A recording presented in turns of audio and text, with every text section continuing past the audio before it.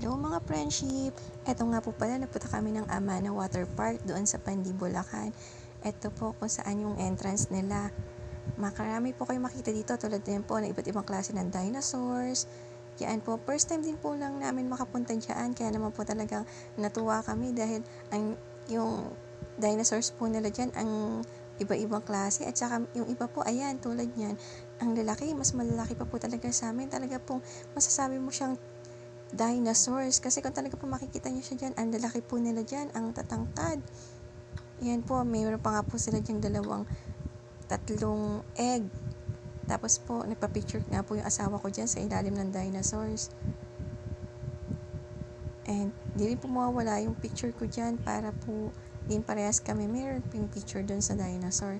Po nakakatuwa, kita nyo naman po, nakakatuwa po talaga pong nag-enjoy naman kami nung nagpunta kami dyan. Yan po, yan naman po yung sa may likod ng dinosaurs. Doon po, unang-una po yung sa una, yun po yung harapan niya. Yan po yung sa may bandang likod na. At talaga naman po kung madami ka malilibot dyan. Tulad po niyaan, yung dalawang dinosaur pa na sa likod namin. Yung iba nga po natatakpan na ng halaman. Sobrang laki nila. Ayan po, meron din po silang mga castle at iba't ibang klase ng mga tanawin. Tulad po niyaan, yung malalaking tawag pa dyan. Ayan, may ugly pa nga po dyan na nasa itaas po yan nung kanilang mainboard. At saka yan din po, may iba't ibang klase ng mga cartoon character po. Tulad po niyang pamilya niya yan. At yan din, ayan po si Bumblebee din po. Nandyan din po siya.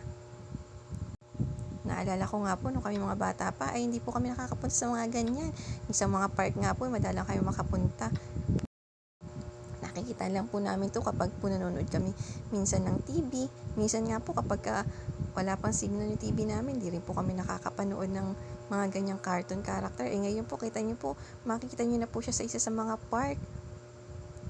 At hindi lang, at yun lamang po mga friendship.